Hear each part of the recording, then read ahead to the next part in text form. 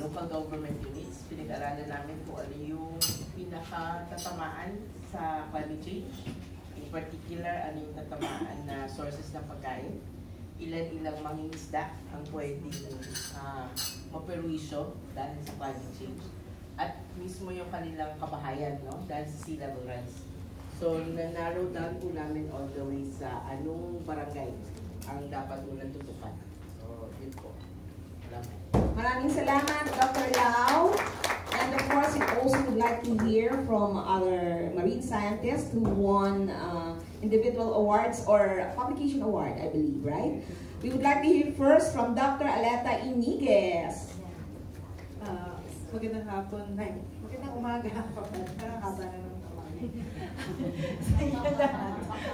So, ako, actually, hindi ko alam, wala pa nandito kami, but anyway, I'm a professor at the Marine Science Institute, and I'm a biological oceanography focus and model ng mga ocean system. So, yung kanina po nag-talk ko yung gumagawa ng mga models and tools para makatulong for marine conservation, mas naintindihan ano mangyayari sa mga resources and the impacts na diba, for example, pollution or algal blooms and also climate change. So, nakikitrabaho rin kami with communities para at saka mga iba't-ibang agencies para ma-apply yung mga natutunan namin to actual measures for mitigating mga risks, hazards, and also policies going forward. So, I think yung paper na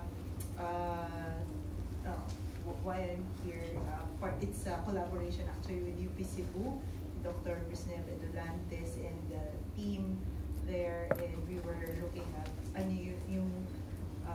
yung anomaly na yung anomalya sa mga pag-iinit sa karagatan ng Pilipinas, and so yung paano na and how that has been increasing in frequency, mga marine heat waves in the past years because of climate change, and how that can potentially affect resources, marine resources natin. And actually, with Patrick, isang paper din namin. He's a new master student. So, he's graduate student. Congratulations. Thank you, Dr. Ale. Of course, we will hear from the junior. Congratulations, Patrick. Isa ka sa naputikan ng mga paa sa umuulang na graduation ng UP Diliman nitong linggo ba? Okay. So let's hear from Patrick Cadalina of UP MSI, who is together with Doc Allen. Hello. Magandang umaga po sa ating lahat. Si Patrick Cadalina po from UP MSI. Advisor ko po si Doc Allen, kagagraduate po ng MS in Marine Science. I have the pleasure to work with actually Dr. Juan in the National Assessment for Coral Reef Environments last previous decade, many years ago. So I am one of the developers for Rapid Coral Assessment. So yung pangalan po is Aray ko. Thank you. Thank you, Sir Patrick. For your information, si Dr. Ale at si Patrick ay ilang taon na namin kasama when I was still with DOCSEI. Doc Ale was and still the Climate Science Youth Camp Director of the DOCSEI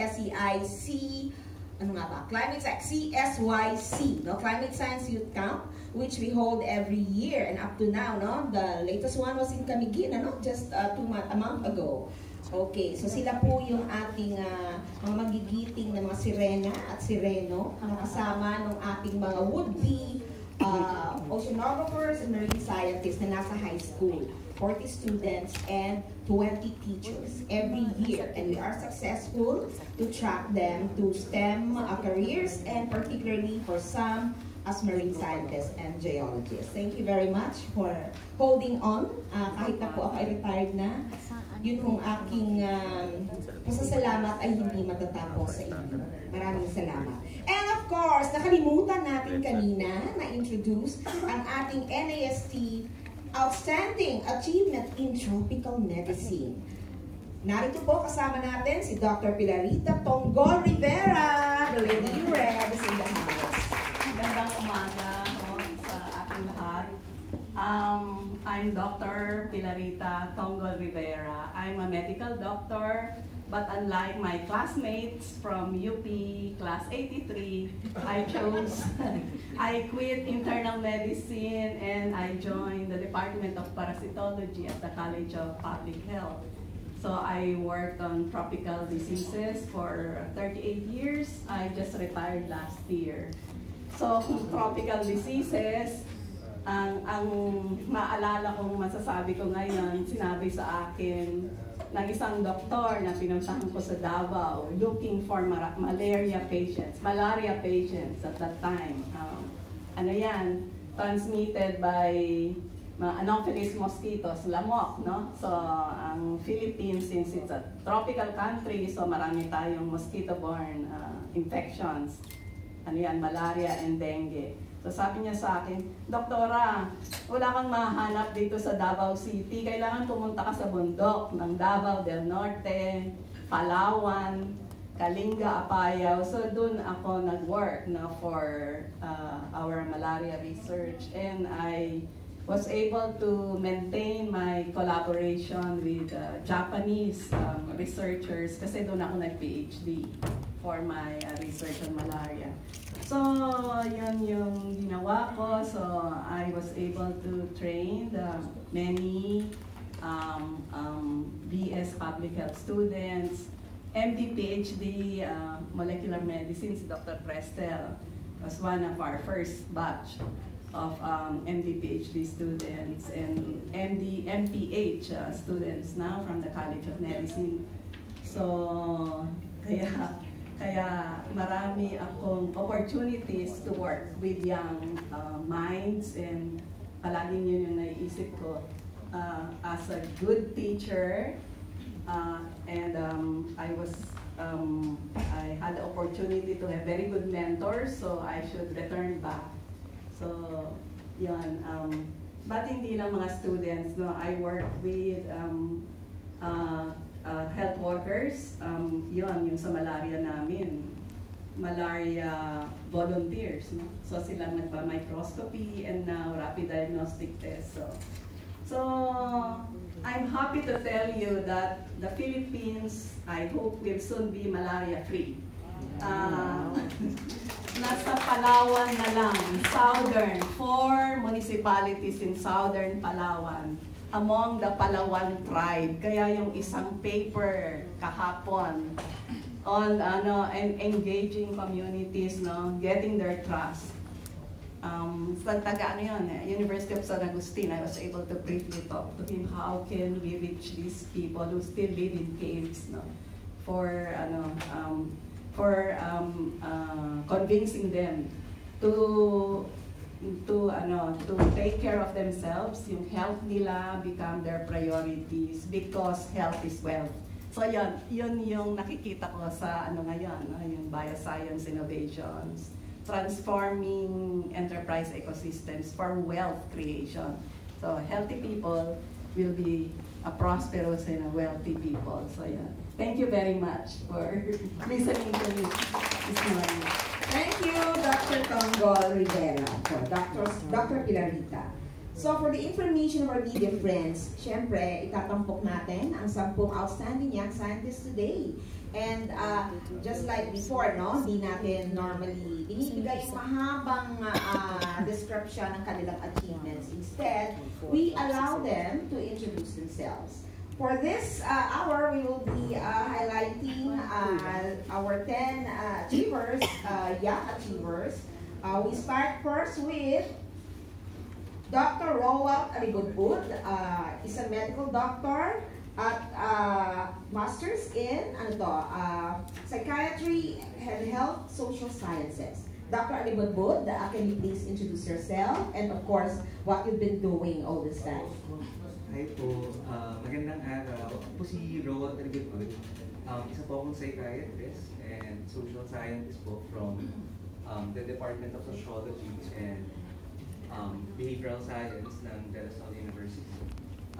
Yung pong research ko po, mostly about LGBTQ+ communities. So I look into their mental health, so pinaka-constant po dun na even po dun sa hindi ko po pag-aaral, pero pinaka-constant po talaga na contributor would be discrimination. Kaya po importante sana na ma-pass natin yung mga anti-discrimination ordinances and possibly bill if possible. Kasi it really, kung i-help po natin yung right to health na lang po ng mga tao, it also protects their mental health po. Kasi consistent naman po yung data natin from as with abroad na mas mataas po yung rate ng suicidality, depression, anxiety among LGBTQ+ community. Okay, so makaiba ngayon. Yesterday, we discussed about rice, AI, COVID-19, vaccine, global disasters, and everything. Today, mukhang mas focus din ang ating diskusyon sa kanilang mga ginagawa. Next, we'll hear from Dr. Gary Benico, an expert in aquatic biosciences. Dr. Benico? Magandang umaga po sa lahat. Ako po si Dr. Gary Benico. Currently, I'm a professor of psychology at Central Luzon State University.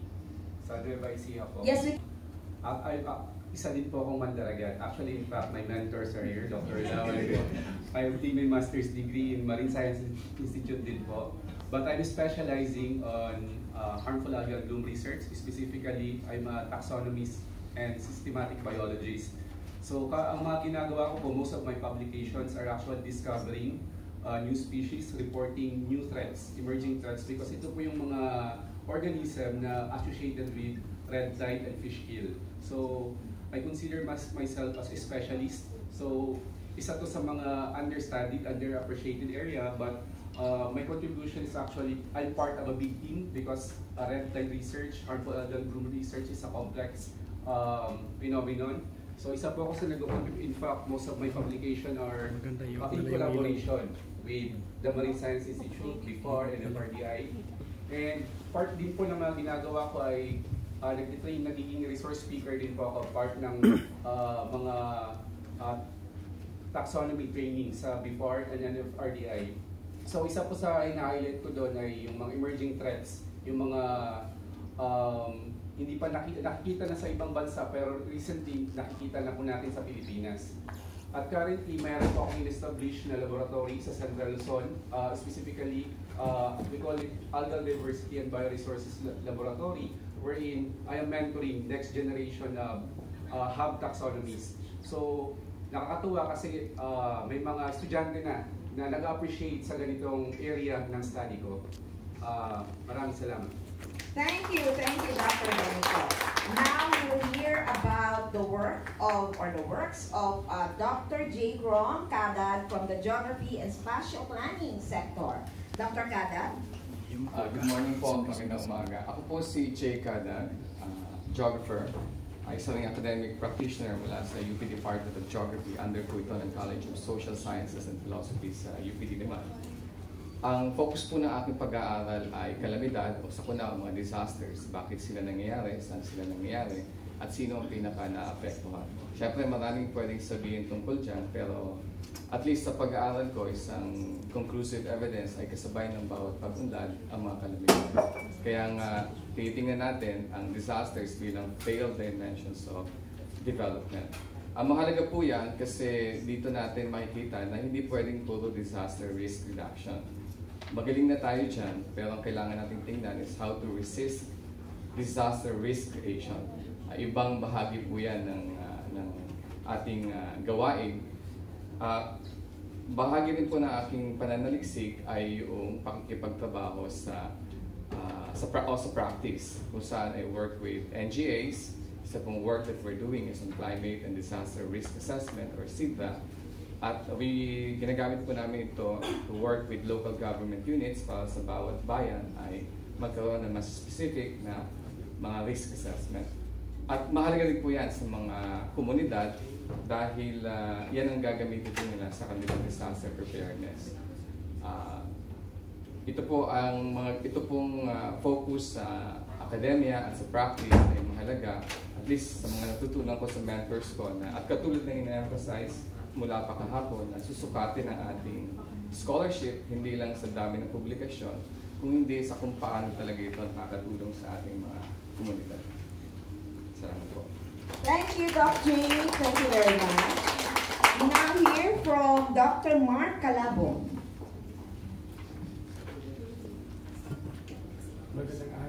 Magandang araw po sa inyong lahat.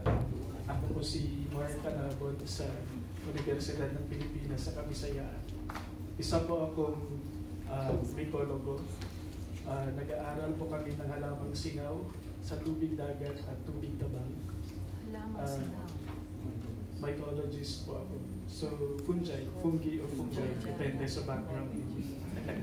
Ang trabaho ko po ay kami yung nagbibigay mukha, pagkakilanlan at taguuri ng mga halamang singaw sa tubig dagat at tubig tabang. Isa rin po akong tagapangasiwa ng dalawang website na dedikado sa aquatic fungi. Yun yung freshwaterfungi.org at marinefungi.org. Katulad ni Dr. Belico, isa po akong taxonomia din. So yun nga, kami yung nag-uuri, nagbibigay pangalan sa mga bagong na-discover namin sa mga tubig, katubigan. Nag-aaral din po ako sa terrestrial. So yeah, more of things like that. We are, maliit lang po kami sa mundo kasi hindi siya parang bago siya. Pero matagal na siya sa Europe at America. Pero sa Asia, hindi siya. So yung grupo namin, yun nga, hopefully mag-contribute din ako sa biodiversity at conservation ng ganitong grupo sa Pilipinas kasi wala tayong data masyado. Salamat po. Thank you, Dr. Calabon. Sa mundo ng mycology at ng siyensya and systematic studies, parang showbiz, mga familia friends. Kasi si Dr. Calabon, para siyang talent scout ng mga halamang singaw. Diba? Oh. Ako din po talent scout. Ng mga singaw lang. Sorry, that's a joke. Okay. Now we introduce someone from the ceramic materials and surface treatment sector. We now hear from physicist siya, Dr. Rolando T. Candidato. Thank you, Dr. Good morning po sa lahat. I am Rolando T. Candidato Jr. from the Physics Department of the Mindanao State University Iligan Institute of Technology sa Mindanao po. Yeah. I'm working on the atmospheric plasma spray process to develop coating materials. So we study the plasma parameters and its relationship dun sa properties ng mga coating materials. So right now, I'm working together with medical doctors from the Zamboanga City Medical Center. We are trying to develop biomedical coatings on polymeric substrate. So we integrate additive manufacturing technology to develop such biomaterial coatings.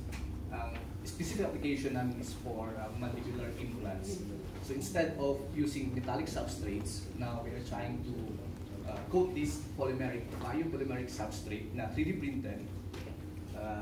I-coat namin ng biomaterial para sa mandible natin. So I hope we will be able to have this kind of technique or technology kasi wino-work out namin din to establish the plasma spray setup in the Philippines. Meron namang gumagawa dito sa ibang bansa, sa Europe lalo na. So I'm working with my collaborators also from France, One Lab Aerosol Laboratory. So they're helping us to develop such coating materials, and our medical doctors from Zamboanga City, they will also develop such patient-specific, customized na yung implant talaga, yung matrix talaga. So yung ginagawa namin sa MSCID, kinukote na lang namin siya. But madaling sabihin pero medyo mahirap gawin. So talagang yeah. Research namin yung fundamental aspect ng kung paano ba talaga makadevelop ito. Kasi high temperature plasma ito and you have polymeric substrate. So baka matuloy na. So we're trying to optimize the processes. And yeah, Right now, we're on year 2 ng PCHRD Monitor Project. So, malaking project to. So, we are hopeful na develop namin ito. Maybe in 10 years' time, we will have our very own patient-specific na biomaterial implant using additive manufacturing technology and plasma spray technology. Yes. Yan po yung work. Thank you po. Thank you, Dr. Candidato. Okay, so hindi lang pala life sciences ang bioscience, we also have physics, chemistry, and all other disciplines, no? Iba na ngayon ang mundo, hindi katulad ng panahon ko, iba na kung anong dekada yun. Tipong lahat from MD PhD, yung susunod in molecular medicine. Pero, batang-bata, Dr. Fresel Monica Climacosa. Dr. Fres? Hi, magandang umaga po sa lahat. Dr. Fresel Monica Climacosa po. You can call me Fres. Nagtapos po ako yan ng MD PhD in molecular medicine. The first and only dual degree po na offered sa UP College of Medicine na sinusuportahan po ng DOST PCHRD. Libreng promotion sa program. Yan. Ako po ngayon ay Associate Professor sa Department of Medical Microbiology sa College of Public Health, UP Manila. Bali, ang research interest ko po ay sa immunology o yung kung paano po natin pinoprotektahan ang ating sarili, ang ating katawan sa mga mikrobyo. Yun po ang naging interest ko at ginagawa ko. Tayo po ay mapalad na nakabilang at nag-lead po ng mga research ukol po sa COVID nitong pandemic. Si former Sec Fortunato de la Peña, magka-text po kami nag-update po ayan, sa mga research po natin na may kinalaman po ayan, sa immunology, katulad po yung sa mga trials ng convalescent plasma, yung tocilizumab. Yun po ang ating naging interest, yung ating kung paano po natin protektahan ang sarili natin sa mga emerging and re-emerging infectious diseases. Dahil ito po ay pwede po, yung makakala po natin mga informasyon doon, pwede po tayong makagawa ng bakuna o kaya po tulong sa kung paano ma-diagnose ang disease at pati po kung paano natin magagamot ang pasyente po na meron po yung sakit na ito. Yun po. Thank you po. Okay, maraming salamat, Dr. Fres. We now call on Dr. May Ann Mata, na co-star of the show to. Magsasample-sample yan naman.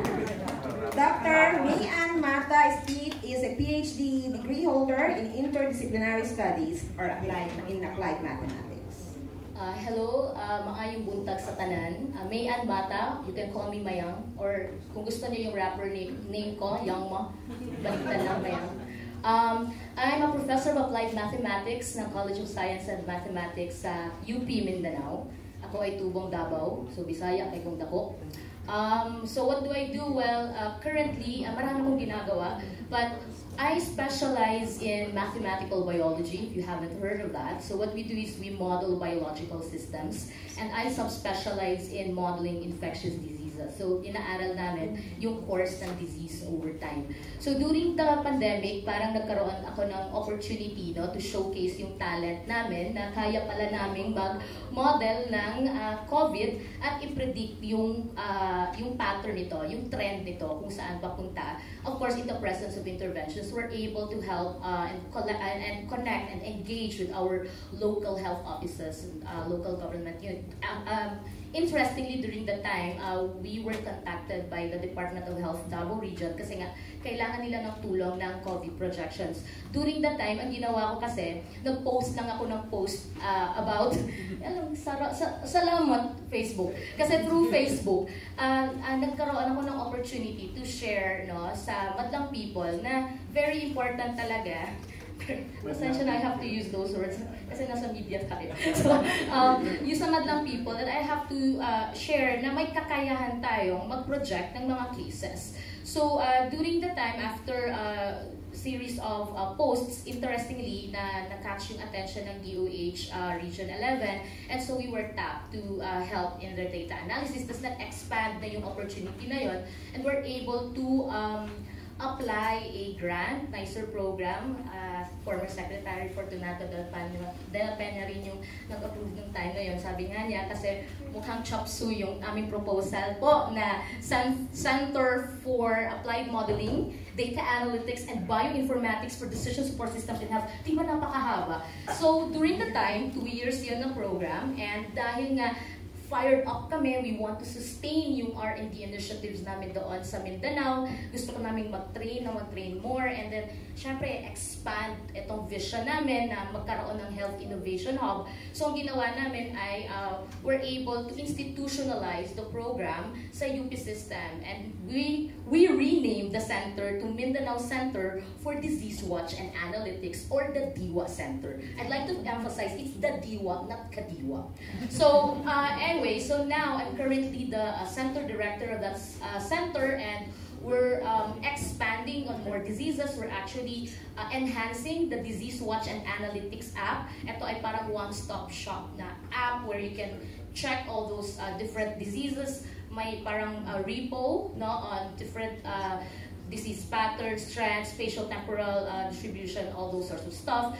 And kasi maraming diseases, so kailangan talaga mag-train ng army of modelers and mga computational enthusiasts, no, to work on those. At ngayon, nandito ako at very grateful for this opportunity po na ma-share po itong ginagawa namin. And nagkaroon rin pala ako ng network, Modeling Infectious Disease in Southeast Asia Network. So may mga kasamahan din kami na passionate about doing modeling. And by the way, maybe you're not familiar with mathematical modeling. It's basically you represent your real-world system into mathematical equations, and you use your mathematical machineries to solve those mathematical equations and being able to interpret that back to the real-world system. So nag-offer kami ng mga solutions to give yung mga local, usually local ang namin parang pinupunteriya. Kasi yung data gathering process ng mga nasa ground, hindi perfect. So we want to help them make use of that data to their own advantage. So yun lang po. Thank you very much. Thank you, Dr. Mayang. Hindi ka naman ng short sample nung binigay mo sa akin sa region. Actually, meron din po akong interest sa rapping kasi dati when I was a little bit younger, so local rap artist po ako sa Davao. So the thing is, dahil nga may interest na ako sa academe, meron kaming project on rabies. Alam di ba sa rabies? Kung mag-share ng parang educational material on rabies, they will show videos of those parang scary patients, right? So sabi ko, why don't we come up with a way to tell them what rabies is, but in a not so scary way, pero educational din. So that's the time when I realized, pwede tayo mag-compose ng rap, which in this case, we entitled Stop Rabies Research. Stop Rabies. Stop Rabies Research. Nakakatakot ko Stop Rabies Research. Stop Rabies. Okay? So actually in Bisaya siya, so sana makarelate pa rin kayo, no? Makaintindi kayo, pero okay lang kasi you can actually check my YouTube channel. Nandoon yung subtitle. Okay, sige.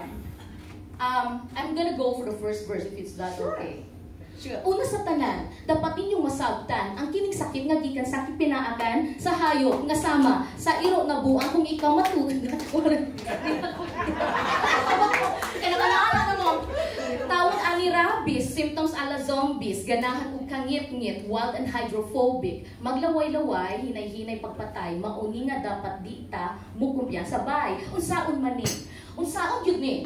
Ang rabies nga sakit dapat undangon jud ni. Dili nato itugot nga magpadayon ra ni aron ka makakat-on attend og IEC. Ing-ani ra ni. Buhaton jud ni. Pabakuna sa iro kada tuig jud ni. Pwede po din pagkapunog ipa. Nakalimot ako. Basta rabies makamatay, dapat na undangon. Kinahanglan lang ang atong kooperasyon para natupay sa atong kaugmaon. Mintras na apay oras, let's stop rabies. Stop rabies. Pasensya na mo, kasi nakalimutan ko yung lyrics na. Meron na kaming end COVID, pero nakalimutan ko na yung lyrics. So, sige. Mamaya. Please check out na lang po yung YouTube channel. Alam na niya, ha? Alam niya ang pangalan, check out. May Ann Mata. Ano pangalan ng YouTube channel mo, ma'am? Dr. Youngma. Like Young, Y-O-U-N-G-M-A-H. Diba? Si Doc Mayang. Ayan, alam na, Doc Alec, meron ko sa ICOM PH. That's one way of communicating science. Diba? Pop culture yan. Diba? Kaya dapat i-highlight natin how cool our OIS are, even our individual awardees and our new academicians. Diba? So thank you, Doc Mayang. Salamat sa entertainment. May pang-intermission number na ang NAST Philippines. Siyempre, balik tayo sa kahayupan. Animal science. Ay, paano kahayupan ang iniisip, ha? Mga paghahayupan. Ayun. PhD in Animal Science, Dr. Excel Leo Maylem or Maylem. Go ahead. Magandang umaga po sa ating lahat. Excel Leo S. Maylem po from the Department of Agriculture, Philippine Carabao Center. Hindi po ako veterinaryo, pero yun nga po yung tawag sa amin, doktor ng kahayupan. Pero tumutulong naman po tayo sa pagpapaunlad po ng ating animal industry. Sa Philippine Carabao Center po, kami po ay mandated to promote, propagate, and conserve the water buffaloes in the Philippines. At bukod po doon, nasa amin din po ang administrative order to lead livestock biotech researches. Kaya po yung mga research ko po ay on biotech po. So, ang aking main program po is on addressing or helping to have a climate resilient water buffalo or livestock production system. So, nag-identify po ako ng mga heat-tolerant na kalabaw. So, ibig sabihin po, hinahanap ko po itong mga genes sa baka at sa kalabaw, the sleep genes, para po kahit nasan sila sa Pilipinas, sana ay kaya po nilang i-withstand yung init. Sobrang init po, no? Lalo na po dito sa Pilipinas, ang weather daw po natin ay mainit at sobrang init. Or minsan, mainit at saka umuulan. Pag umaga mainit, tapos sa hapon umuulan. So medyo nalilito na po ang ating mga hayop kung paano po sila mag-thrive, mag-adapt, mag-survive. So sana po ang pangarap po namin ay mahanap po namin yung mga genes na yun, and yun po yung mapag-cross natin siya para yung mga animals po natin could adapt sa ating environment. And then, apart po doon is I also work on reproductive biotechnology. So, embryo production in water buffaloes and in cattle. And then, other assisted reproductive techniques para po dumami po ang populasyon po ng ating mga kalabaw at baka dito sa Pilipinas. Katulad nga po hapon na-mention ng ating plenary speaker na nag-import po sila ng baka. So, ako po ang hope ko, sana yung lahat po ng in-import na baka could withstand yung temperature po natin dito sa Pilipinas. Kasi iba naman po ang temperatura kung saan po sila nanggaling. And of course, to increase yung productivity po nila. And hindi rin po namin pinababayaan ang conservation po ng mga species na ito. So, sana po lahat ng mga may good quality traits po ng mga livestock species ay may conserve din po namin dito sa Philippine Carabao Center para in time po, syempre hindi sila ma-endanger, and if ready na po ulit, we can, mix and match these genes that could achieve productivity and thermotolerance. So, ayun lamang po. Again po, Excel Leo S. Maylem. Para madali pong tandaan, Microsoft Excel. Lagi ko pong sinasabi, it's so hard to live by my name. But imagine I have to excel all the time. But I guess, looks like I've made it. I'm here. Thank you po. Thank you, Doc Excel Leo, Dr. Maylem.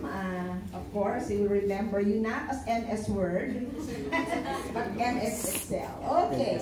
Eto na ang susunod. Eto talaga magta-talent scout. Kung ipapasok ko ito sa bahay ni Kuya, titiganin niyo ang susunod na magsasalita. Dr. Andres Philip Mayo, PhD Mechanical Engineering, OIS 2025. Go!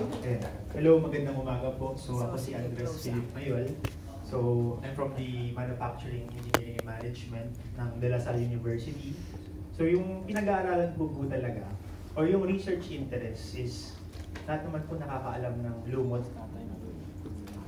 na nakikita natin. Actually, kahit saan, basta may watery body yan. So, ang mga lumot, pwede kasi natin siyang i-convert into biofuels, biofertilizers, bioplastics, and many more. So, akala lang natin na maliit siya na microorganism na, kaya siya maliit, no? Pero, ang dami niyang pwedeng magamit. Kasi marami siyang compounds na pwede nating i-convert into different products. So what we call valorization. So isa po yun sa mga interest ko. Lalo na ngayon, na syempre nandiyan na yung climate change and everything. So there's a mandate that I think aviation will have to use sustainable aviation fuel, and it can be derived from microalgae. And I think there's a requirement of 2% blend. Correct me if I'm wrong. 2% blend. Voluntary pa lang yung ginagawa ng mga airline industry, but it will be a mandate by 2027. So 2 taon na lang. So ibig sabihin nun, how can we position, especially the Philippines, no, on that global policy? So isa yun sa mga, of course, research na ginagawa ko. Then other than that, exploring other technologies on how can really cultivate, no, yung algae. Kasi pwede natin siyang i-cultivate na parang aquarium. So for example, meron kang ganito, and then may tubig ka, lagyan mo ng algae, and then mga nutrition. And ang kagandahan sa algae is, pwedeng maging nutrition niya is wastewater. And not just that. Nawala ko tuloy. Not just that. Pwede rin siyang mag-carbon sequestration. Para din siyang halaman. Halaman na maliit. But ang pinakamaganda dito is you can grow it vertically. So ibig sabihin, wala ka problema sa lupa. Kasi there was an issue with food versus fuel, or you get other products from food, no, na source natin. So definitely, it's an alternative source that we can use, not just by the Filipino people, but internationally. So yun po ang aking mga research, and hopefully there will be more contributions, and definitely with all the OIS or even the awardees, I can collaborate with them. Whatever we find, because it's a multidisciplinary research. So for example, I'm a mechanical engineer, so well, una ko siyang marinig, ano ba yung lumot na yan? Diba? So at the end of the day, alam ko lang yung mga mga power plant, ganon. But definitely, because of collaborators such as PLB, because they really specialize in algae, so, and then definitely we collaborate together, and other international collaborators na nakaka-work namin. Then we find more ways. Sorry, plug in. Baka naman, di ba? So, baka may sponsor pala. We find ways. Showbiz ka talaga, sir. And then, ang sinasabi ko lang is definitely, makahanap tayo ng ibang paraan, ma-valorize natin, and definitely, it can help our economic growth as well. So, yun, especially, it thrives in tropical countries. And ano ba ang Pilipinas, di ba? So, yun, definitely, nagpapakahirap nga sila sa Western para i-grow ito kasi iba-iba yung climate. But dito, nagta-thrive. And we have hundreds of microalgae. And not just microalgae, kasama na natin yung macroalgae. So macroalgae, we call seaweed. So doon pa lang, I think, di ko alam kung number 3 or number 4 tayo sa buong mundo na nagpo-produce ng seaweeds. And not just that, lahat na ginagamit natin na siguro ketchup or toothpaste or something, meron siyang kariginan na tinatawag natin. Na galing din sa seaweed. So definitely ang laki ng impact, no, on when we say algae, not just for the Philippines, but sa ating lahat. Yun. So yun, maraming salamat. So, again, I'm Andres Philip Mayol.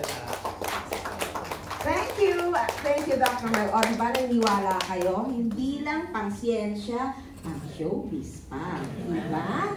At ang titig sa'yo kanina ng mga tatlo sa harapan mo, mukhang makikipag-collab na sa yung mga sireno at sirena dyan sa kabila mo. O, narinig yung biofuels, narinig yung seaweeds, diba? Fungi, algae, o, diba? Ang dami natin pinag-usapan.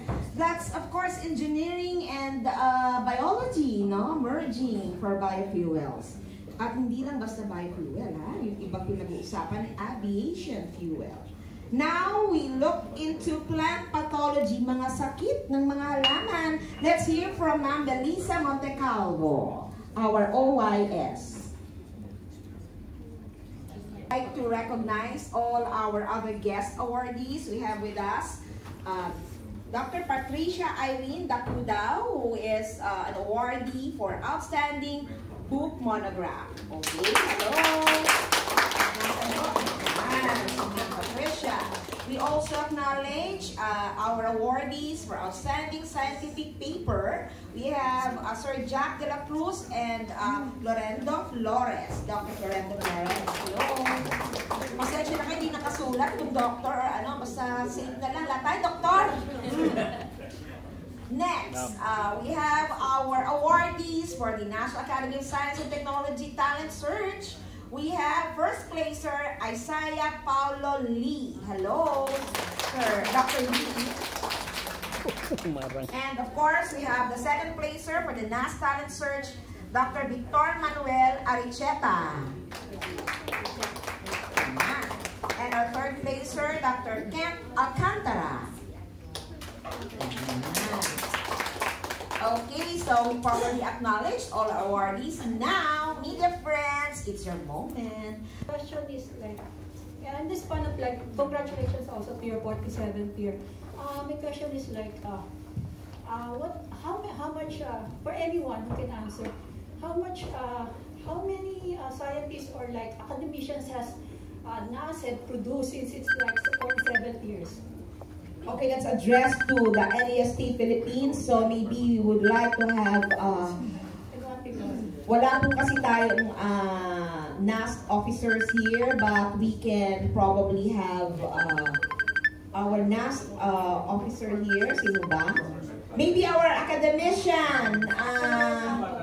How many scientists and like academicians has NAST been produced since it's 47 years? Professor De La Peña, Academician De La Peña will answer your question. Pakibigyan po ng mikropono ang ating Well, I don't have the exact figures, but at the moment we have pwede po humarap sa 300, close to 300 academicians. And I think we have produced around 40 national scientists, including the ones who have already passed away. Okay? Mga kalahati nun wala na. And among our awardees, I think we have been doing the different awards since 20 years ago. Okay? And so you can imagine how many have been produced. Some of them have actually been promoted already to academicians, you know. And we are very thankful that most of our awardees have stayed in the country. And so we are, of course, banking on our new awardees to continue serving our country. I was very pleased to hear that some of the projects we started about a few years ago have now, shall we say, stabilized and have achieved a lot. Yung COVID talagang kulit na kami ng kulitan. And siguro, meron akong gustong sabihin kaya lang sabihin nyo Go ahead, sir. May special attention ako kay Alet. Si Alet ay isa sa unang L'Oreal Science Fellow, which is an international fellowship. After Luli, noong time na yun, kasi pareho kayo. Sino una? Ayun. Okay, anyway, ano kasi yun mataas na recognition yun kasi hindi lang sa Pilipinas. Okay. Anyway, maraming salamat. Thank you for that response. Okay, we'll have the next question coming. Sorry, there's one thing more. This is just a suggestion. I noticed, I also came from a government. Basically, I've been covering a lot of government press calls on everything. I just noticed that there's a lot of paper with the depletion of our resources.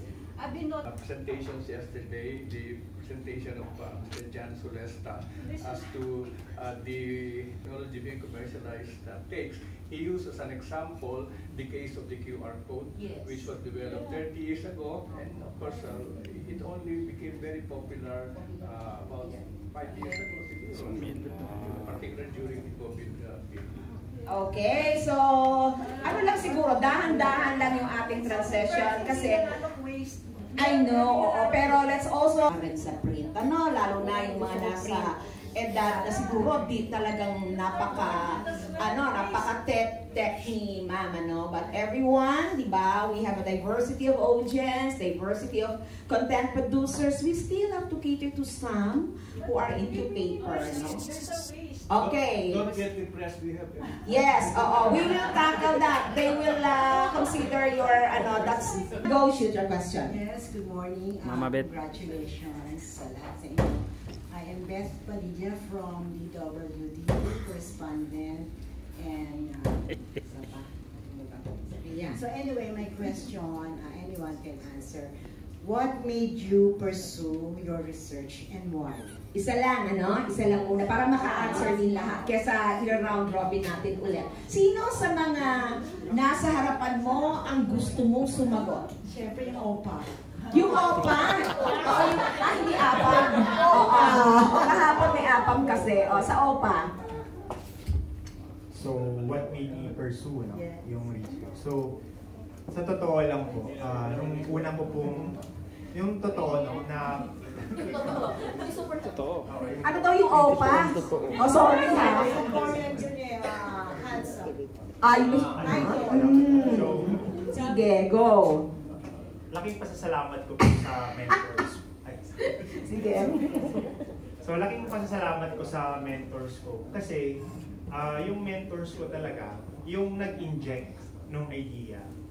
Then definitely, hindi naman nanggagaling sa amin yun. Kasi before, even us, di ba? Never naman namin alam na, for example, yung lumot, pwede palang dati, pag nasa beach ka, yung lumot, ganun, madulas yan, ganun. So, di ba, yung notion na hindi natin alam to. But because of our mentors,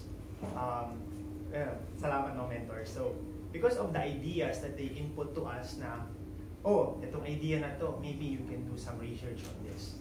Then that opened up our interest. Kasi totoo lang, football player po talaga ako dati. Wow. Yeah. I just really want to play for the national team. But really, yung path paved way to science. Instead of being a national team and play for sports, and I compete internationally by going to conferences and sharing, compete in science. Because really, Philippines needs a lot of scientists to compete globally. And na-channel ko yung being competitive ko dun sa pagiging scientist, no? Tama. Then Sigurado. Whether you like it or not, you are a scientist. Yes. Then definitely, nung na-open up na yung, di naman Pandora's box, pero nung na-open up na yung curiosity mo, it's like an addiction. Na you get to read, 20 papers, hindi mo 20 papers, 10 to 20 papers pa rin. Ayan din ang range, no? Para mukha namang realistic. Then definitely, you get to learn more, then you get to dig deeper and deeper and deeper until it becomes your specialization. Then after that, ikaw na naman yung mag-i-inject ng different ideas dun sa new generation. And hopefully, my students are watching this. And I'll be injecting next week some ideas to you. Because really, mentorship is really important. And the continuity of what our mentors have been doing. It's like, parang kung napanood nyo na yung Star Wars, sila ang ating mga Yoda. Kami ang mga Padawan. Then definitely, we'll become the Jedi Master. Then we'll have to find our Padawan. Then the cycle continues and innovation also happens. And yun po yung aking Thank you. Alam mo, ako'y piping saksi sa pagyabong ng ating mga young scientists. Nung ako po ay ginagawa ko pa lang siniskwela, mga bata pa kayo, I'm sure. And now you are all here, and some of them ay kasama ko sa trabaho sa DOCSEI. So, tama yung sinasabi mo, sir. And you will be mentoring other scientists, young scientists in the future. Ikaw na nakaupo sa posisyon ni Dr. Licuanan, ni Academician De La Peña, of course, si Doc Lau. Sorry, Doc Lau, medyo pareho tayo may puting buhok eh, no?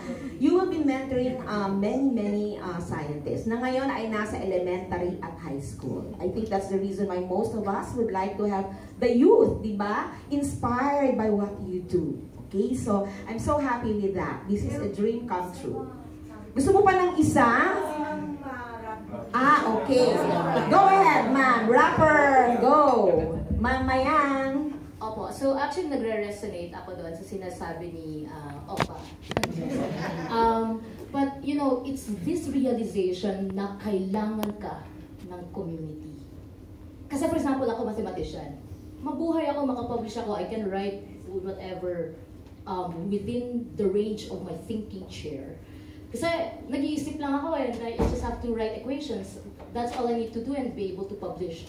Pero nung na-realize ko na pwede palang mag-reach out sa people on the ground and they truly appreciate you for what you're doing. Imagine ha, etong Davao City Veterinarian Office, ito yung problema nila. Sabi nila, Doc Mayang, grabe na yung interventions namin ba? May mass vaccination kami, castration, impounding. Why is it not working? Yan ang number one question nila sa akin. Kasi I started with Rebis modeling, by the way. Kinalagkad lang din ako. So, parang ang nangyari nun, yung current chancellor namin, si Chancellor Lair Murao, she was the program leader of that Rebis research program. So, sabi niya na gusto niyang lagyan ng modeling component. Pero sabi ko, parang baka ma-overwhelm yung city vet if I'm going to show all these equations. Hindi ko alam anong problema nila. Sabi nila, don't worry, they will just ask you interesting questions na kahit ako hindi ako nakapaniwala na kaya ko rin palang matugunan or ma-answer through my math. Ngayon, yung tanong nila, paano, bakit hindi nag-work yung ginagawa nila? Syempre, as someone who's doing the math and who likes data, I start by asking, kumusta yung data nyo? Can I see it? And there, we found na hindi talaga sapat yung ginagawa nilang efforts. Hindi nila nare-reach yung typical target na 70% to be vaccinated. Of course, because they don't know the dog population. As a matter of fact, yung human to dog ratio nila is yung typical lang na ginagamit sa nakikita nila sa literature. Na iba-iba naman yung human to dog population locally, right? No one's gathering that data. And so it's like, how do we push you to collect those data? Kulang kami ng manpower, kulang kami ng ganyan. Siyempre, kailangan ko mag-isip. So as an applied mathematician, I'm trained to do systems analysis. So inisip ko, ano pwede kong gawin nito ha? So I have to talk to other people. Doon ko na-realize na, hindi lang pala dapat mga mathematicians yung kausapin ko or yung mga biologists, kailangan ko rin kausapin yung mga system developers, mga IT. Kailangan palakasin yung collaboration with them, mga information systems developer, mga ganon. So yun, because of that interaction, na-realize ko that I can convert yung mathematical equations ko into something usable sa side nila in the form of a dashboard, analytics dashboard to be specific. There, they are able to visualize yung historical data. Imagine they saw na at some point, doon sa span of time of 10 years, may humina pala yung intervention nila, like particularly yung sa impounding. Kasi kukunti lang yung mga sasakyan pala nila nung time na yun, nasira pala yung dalawang impounding vehicle.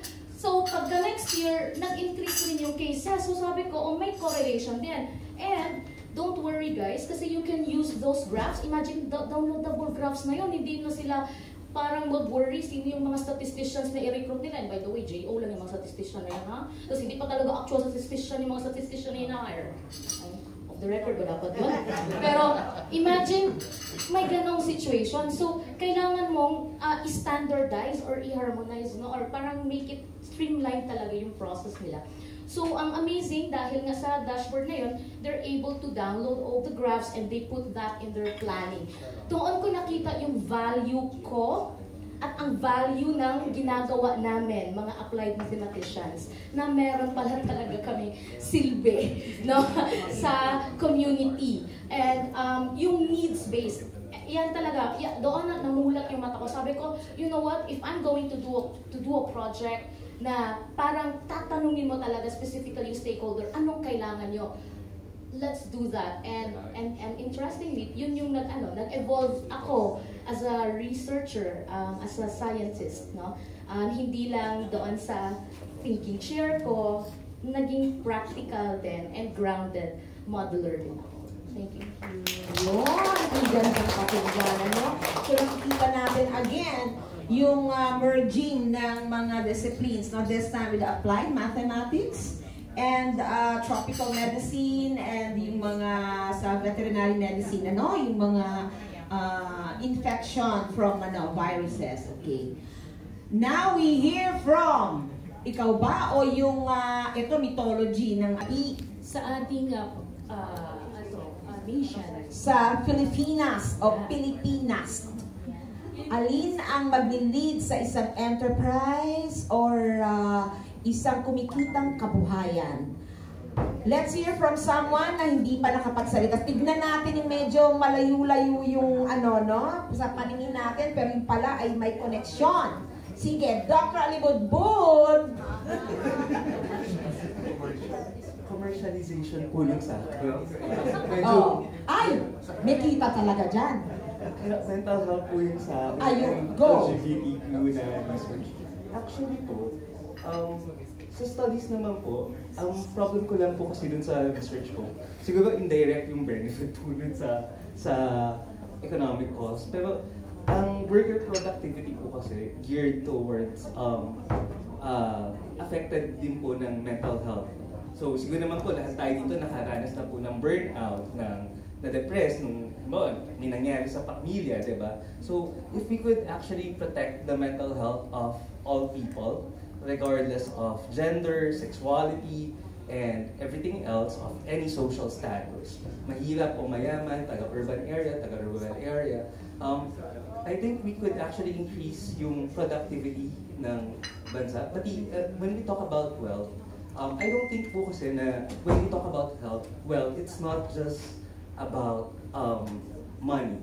It's also about our way of living. Kasi pag halimbawa pumunta ka sa US, kumikita ka siguro, let's say, $40,000 per year. Actually, kaya hindi po ako tumuloy ng PhD doon kasi yung pong stipend parang 38 tapos minus tax pa. So, sabi ko, parang hindi ko kaya mabuhay ng ganun. Kasi magkano yung rent sa Chicago? 2,000. So, per month, hindi ko kaya mabuhay ng, ayoko nang mag-poverty line. So, pag dinala mo dito, malaki yung pera. Pero, what would be yung quality of life mo? So, baka po kailangan natin tingnan holistically, ano po yung wealth na gusto natin ma-achieve?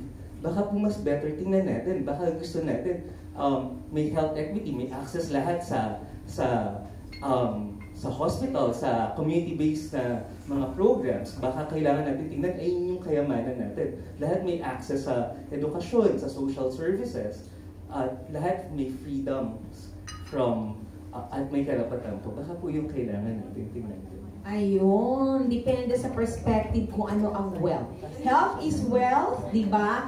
Access to health services is also wealth. Kasi di ba karapatan at kalayaan. Ayan. O, huwag kayong magtaas ng placard dyan, ha? Wait, meron po tayong... Sasagot po. Sasagot po kayo. O, so, you can do that, sir. Magandang umaga po sa ating lahat. Ako po si Dr. Flores from UP Los Baños. Ma'am, gusto kong sagutin yung tanong ninyo. Meron po kami ginagawang research sa UPLB. Gusto po namin mag-produce ng textured vegetable protein. In textured vegetable protein, TVP, baka familiar na po kayo.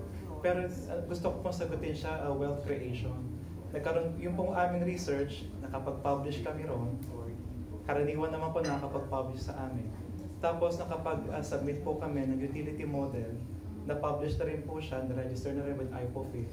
Then nakipag-tie up po kami with the Regional Field Office 2 in Cagayan Valley. Yung Cagayan Valley, dali na po. Commercial. Cagayan Valley Regional Center para po ma-commercialize po yung aming technology. In-adapt na po nila yung technology na ito. Tapos, nakapag-tie up na po sila with one co-op. Sa Isabela, meron pong mga 60 soy farmers and co-op. Yung isang co-op doon, cover na po nilang 40. Imagine po, kung ang farm gate price po ng soybean nasa 40, 50, 70 na po siguro pinakamataas. Kung ma-process po natin sila using the technology that we developed in UPLB, tinignan ko po sa Shopee kung magkano ang TVP. 1.5, imagine that. Tapos i-adapt po ng mga soy farmers yung technology na na-develop po natin. Eh dito na po papasok, ma'am, wealth creation. Magkano? Yun po. 1.5 kung kayo, kung technology nyo, magkano? Ma'am, Sino yung nagtatanong? Parang meron ka po question. Huy! Hindi, kasi diba, dapat malaman natin. Ayun, si vlogger pala.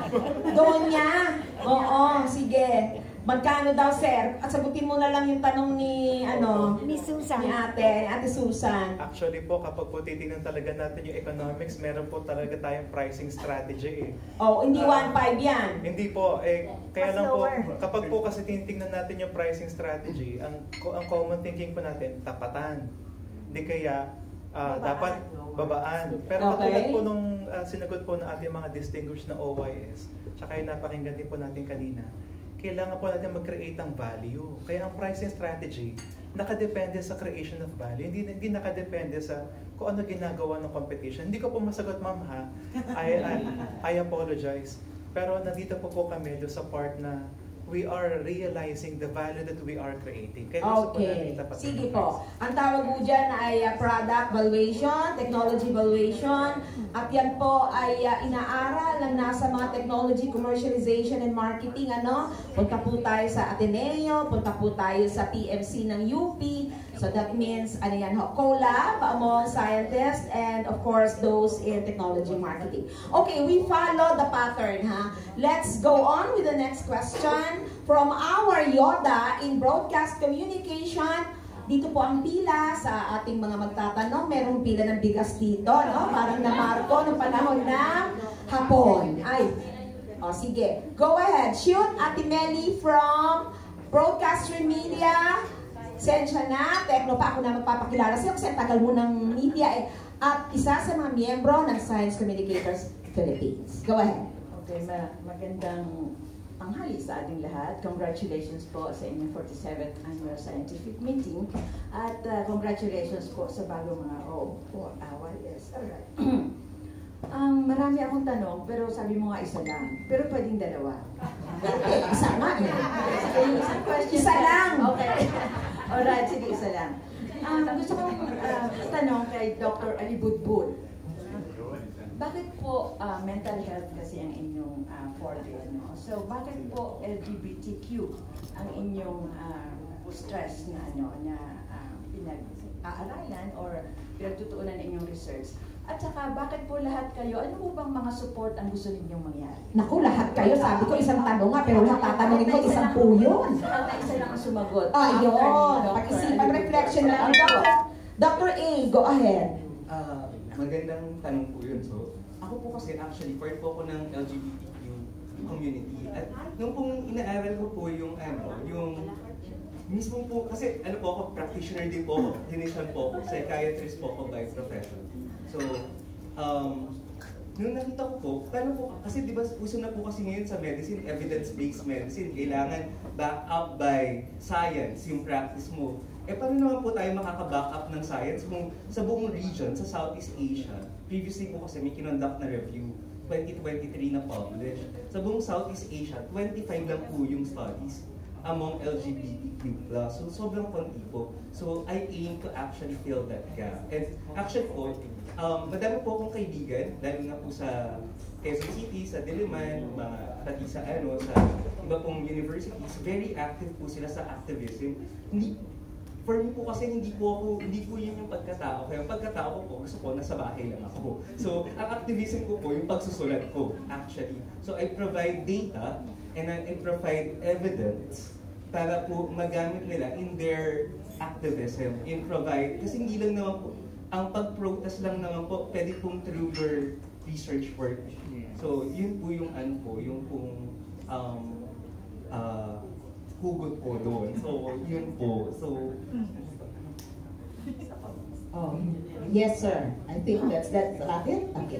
So, minsan mahirap sagutin yung tanong na bakit, kesa sa ano at paano. Kasi yung bakit minsan hindi mo agad-agad iniisip yun, parang nangyayari siya pero hindi mo isinusulat kadalasan, although merong portion sa research na rationale, di ba? Your purpose. Usually yan about the context and the value of what you do. But sometimes pag sinabi mong bakit, ang hugot ay galing sa loob. No? Mahirap sagutin, pero nandun yun.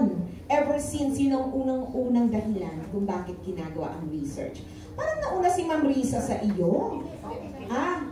O mauuna, isang tanong lang ate ha? Okay, isang tanong sa isang tao. Go ahead. Okay.